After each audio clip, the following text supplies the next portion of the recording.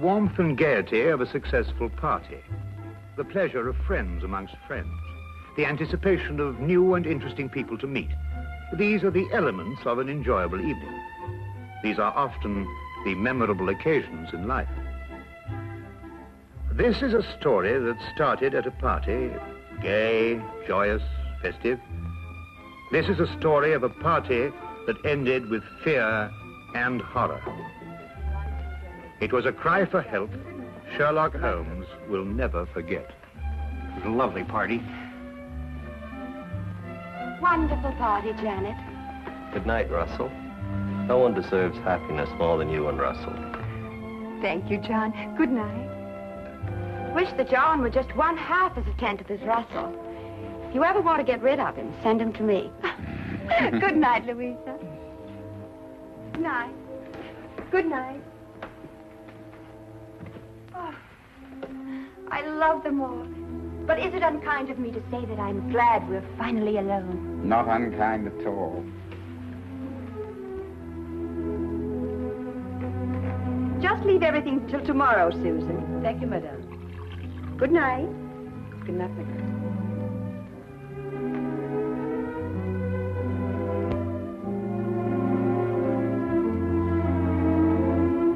You've made me very happy this evening, darling.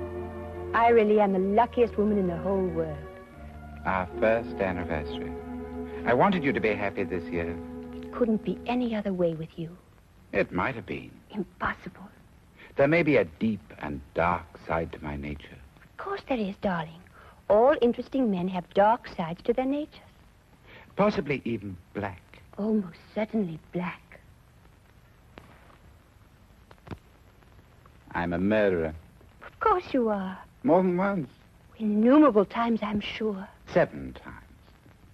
And are you going to murder 7 times again? Once again. Anyone I know? You? Oh, wonderful. And will you give me warning? I'm giving you warning. Will you kill me with kindness? No. Like this. Russell! Russell! Russell, you're hurting me. Russell. Russell, whatever came over you?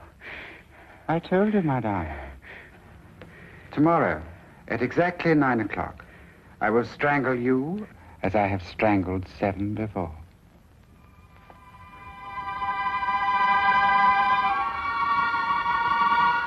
You're serious? About the art of murder, I am always serious. I've used it as it suited my convenience. Death is my only true friend. Russell, don't talk like that. You don't believe me now, my dear. But you'll think about it. You'll come to know and to fear. Then you'll fly to the police and tell them what has happened. They may believe you, they may not. And tomorrow, at exactly 9 o'clock, I will kill you.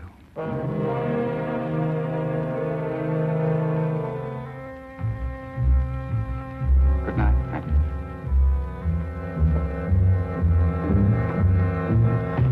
Oh, yes. Happy anniversary, my dear.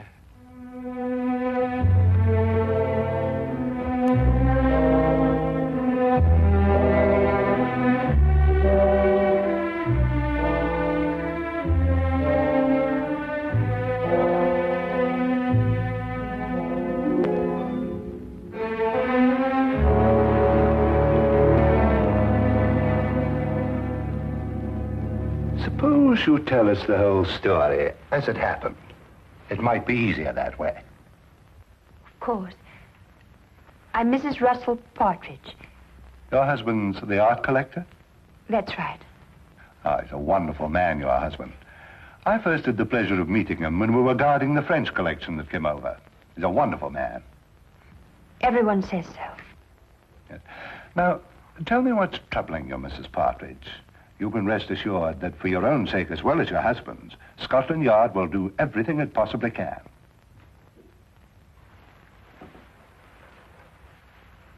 It was nothing. Nothing? I was mistaken. I can see it now. Probably the result of too much party last night and an overactive imagination. Well, perhaps you care to tell me about it anyway. It may help to dispel any doubts you have. It isn't necessary, really. I'm sorry to have taken so much of your time, Inspector. I'm sure you're a very busy man.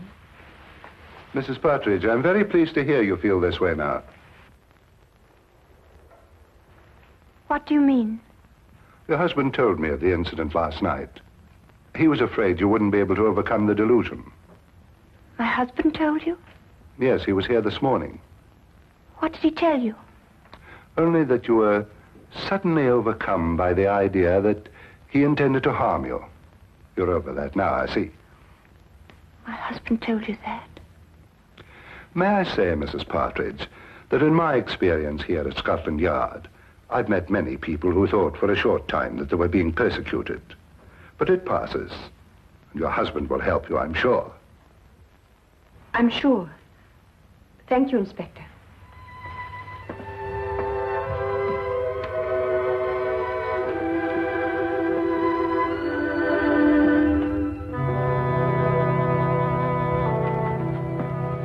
Well, what do you make of that, sir? Follow Wilkins. Very good, sir.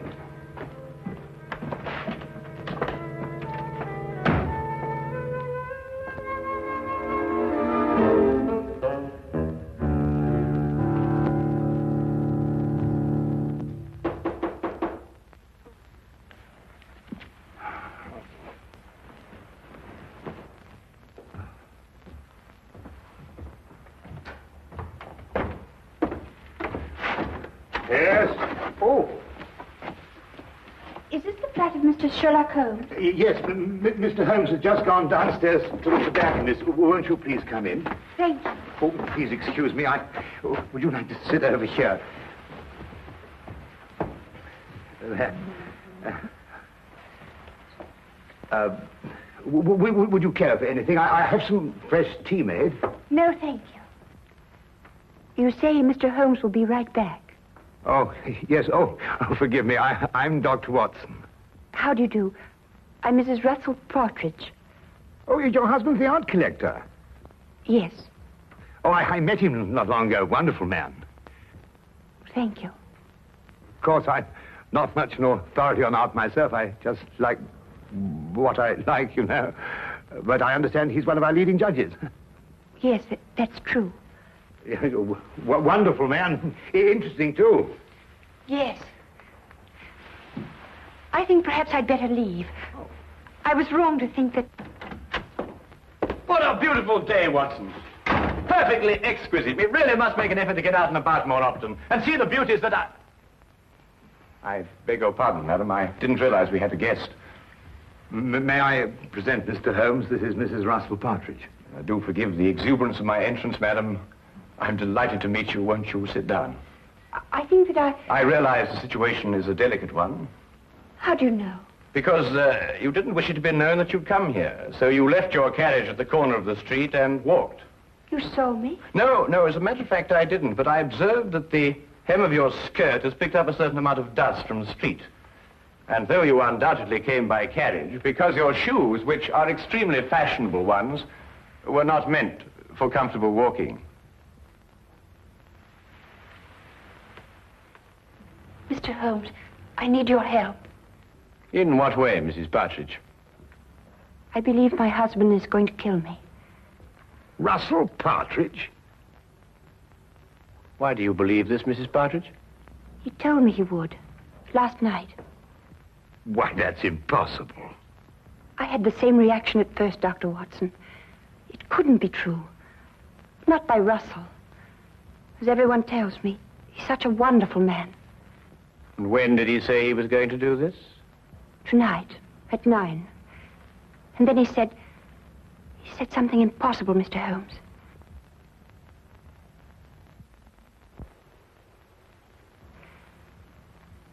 He said, I would be the 8th.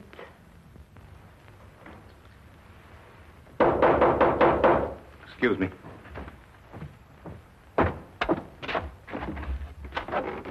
Hello, Inspector. What can I do for you? Hello, Dr. Watson. I want to speak to Mrs. Partridge. How do you know she's here? I had her followed from Scotland Yard. Oh, I see. I'm sorry to have to do this, Mrs. Partridge, but I was afraid you might still think you were in danger. I see now that you do. I'm sorry.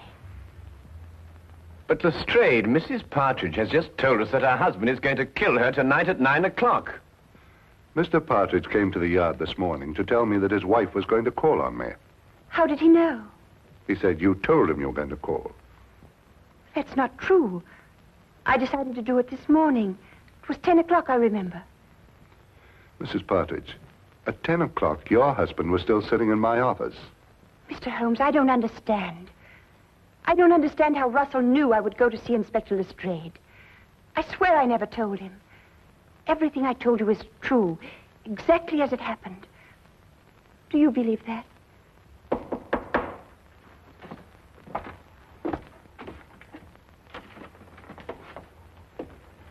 Excuse me. My name is Partridge. I believe my wife is here. Yes, indeed she is. Will you come in? Russell.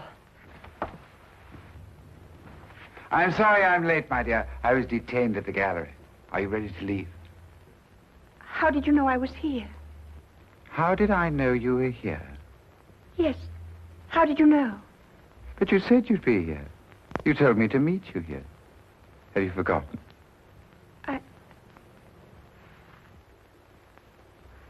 I must have forgotten. Excuse me. Forgive me for interrupting you, gentlemen, and thank you for any consideration you may have shown my wife. Good day. Good day.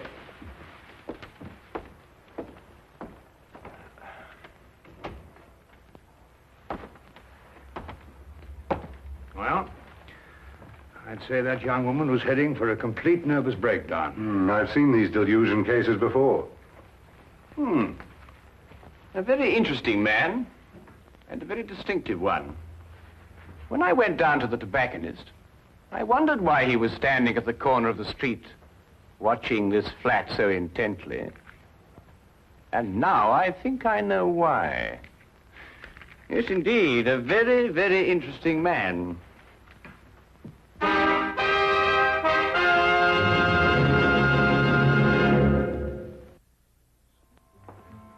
Well, Lestrade, there were two incidents in the romantic life of Russell Partridge.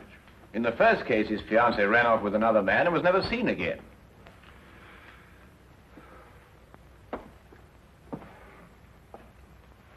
She ran off with an American, didn't she? Was this confirmed or assumed, Lestrade? Well, I don't know. And in the other case, he was left at the altar, I believe the expression is. Yes, that's right. Was that girl ever heard of again? She ran off with a South American, I believe. But really, Holmes, it just isn't logical. If Russell Partridge really intends to kill his wife, he's not going to tell her about it first. That'd be putting a rope round his neck.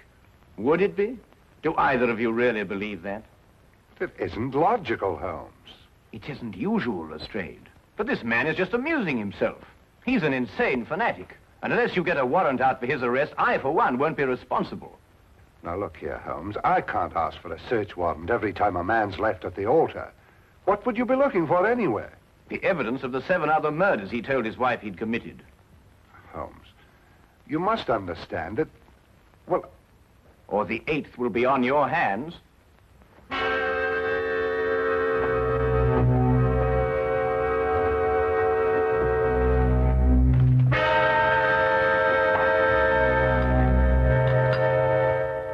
Going completely against his own judgment, Lestrade had the search warrant issued, and Scotland Yard entered the Partridge house and searched with the thoroughness and efficiency that only that organization was capable of. From basement to attic, no wall, no object was left without meticulous examination.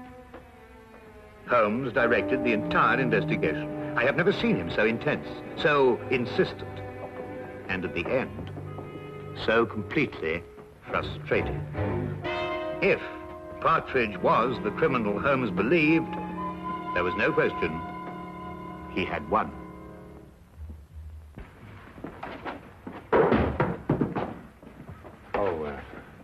Naturally, Mr. Partridge, the Yard will assume responsibility for putting things back as they were. Thank you, Inspector. I do hope you'll forgive us bursting in like this. It's Mr. Holmes who... I understand Mr. Holmes very well. I suppose I'd feel the same way, under the circumstances.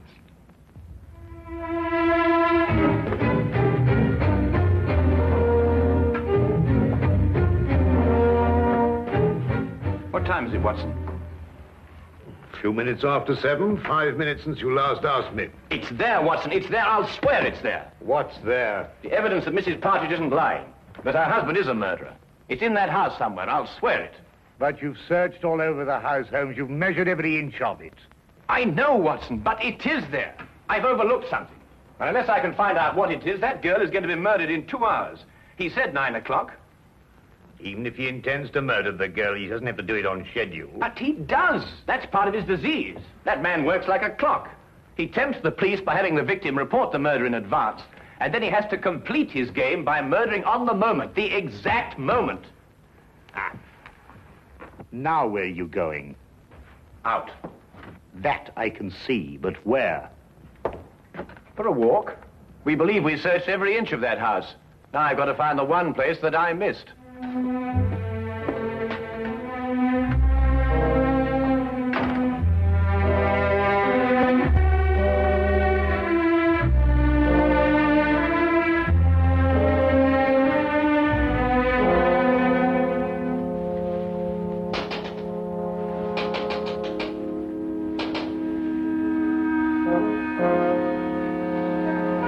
Mr. Holmes. Good evening, Mrs. Partridge. I realize the entrance is somewhat unconventional, but then so are the circumstances. I believe I made the climb unseen. What are you doing here? I want to prevent you from doing this. I can't stay here. You must. If I stay here, kill me. Mrs. Partridge, I know your life is in danger, but if you leave here, I can't guarantee your safety. If you stay and help me, we may yet have a chance. A chance? Yes. It's my theory that your husband will try to... Janet!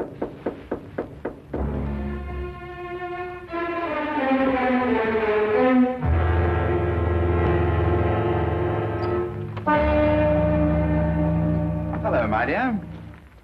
You were so quiet up here, I thought perhaps something was wrong. Are you planning a trip? No. Going out, perhaps? I was. But then I changed my mind. Why did you change your mind? Because I think you're lying. You're insane, Russell. But I don't believe you're dangerous. I shall stay here tonight and leave in the morning. I'm glad you feel like that, Janet. It shows you have great strength of character. Where did you kill your other 7 victims? Here, in this house. How did you dispose of their bodies? The bodies are still here. But the police searched the house. I know. I watched them. Very efficient. Especially with Mr. Holmes to guide them. A very clever man, Mr. Holmes. It was a tremendous temptation not to tell him where to look. It's 8:45. You have 15 minutes. Why don't you run away?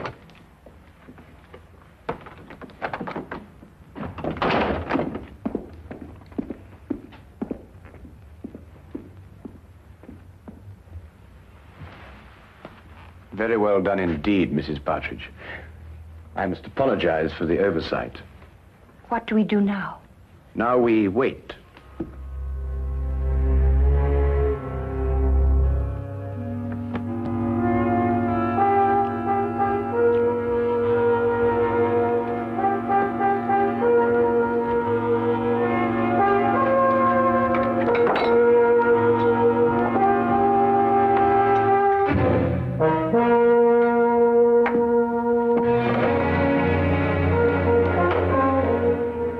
Only one.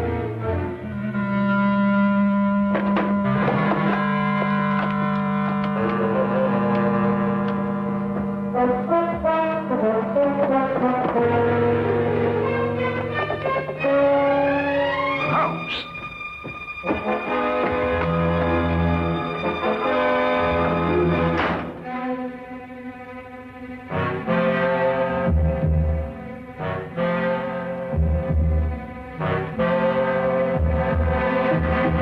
At last I remember it. What is it, Mr. Holmes? For one place I forgot to look. I'm going to step outside now, and I want you to count up to 10, go to the head of the stairs, and then start slowly down. Will you do that for me?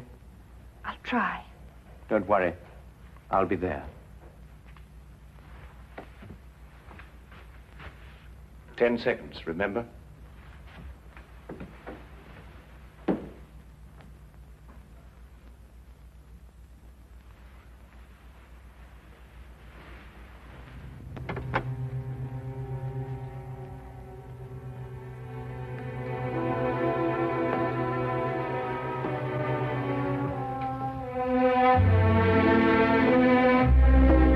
I admire your courage, Janet. Aren't you afraid? No. I don't believe you. I think you are afraid. No, I'm not. The others were afraid. Don't take that last step. How did you get in? The important thing is that I'm here, and that your wife is safe. And because of your premature revelation of yourself, so am I. I'm sure it is not against the law of England to walk up the stairs in one's own house. Besides, my wife is completely unharmed. And the other 7, Mr. Partridge? What other 7, Mr. Holmes? You searched this afternoon. The other 7 exist in my poor wife's sick imagination. Yes, and in mine, too. I know where they are now. Really?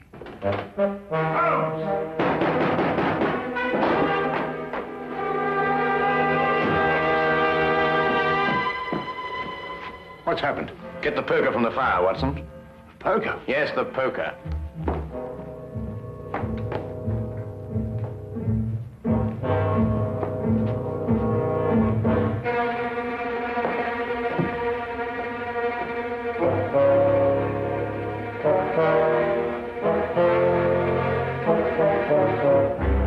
I imagine there is a way of opening your unique coffin, Mr. Partridge. And if not, Dr. Watson here is more than capable of breaking it open.